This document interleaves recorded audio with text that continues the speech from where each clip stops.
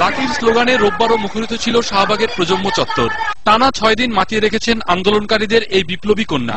রোববার রাত 10:45টার দিকে শাহবাগ চত্বরে রাজনৈতিক বক্তব্য দিতে না দেয়ায় তার উপর ছাত্রলীগ হামলা করে বলে অভিযোগ করে সহকর্মীরা।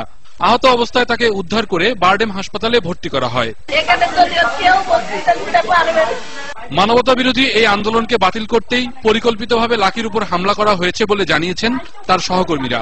ঘটনা ঘটানোর জন্য যারাই চেষ্টা করতেছে, আন্দোলনকে ধ্বংস করার জন্য চেষ্টা করতেছে, আমাদের যারা আন্দোলন করছে আপনারা প্লিজ ওইটা এবং বলেন লাকির উপরে অ্যাটাক হয়েছে। সবাই স্লোগান দিচ্ছিল, তো হ্যাঁ আমি গান গাচ্ছিলাম। এমন সময় হঠাৎ করেই মানে আসলো, ওই তোফায়েল সাহেব সহ আওয়ামী লীগের পুরা মানে একদম সংসদ সদস্যরা সবাই হঠাৎ করে, আমরা ভাবলাম কি ব্যাপার, কি হয়েছে, এরকম সবাই একদল আসতেছে।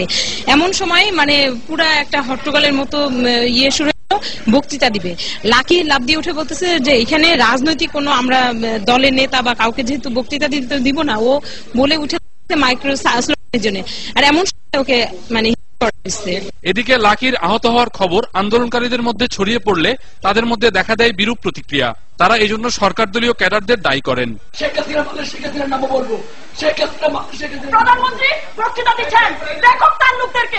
এই আন্দোলন কোনোভাবেই থামানো যাবে না বলে জানান বিক্ষোভকারীরা। মুজাহিদ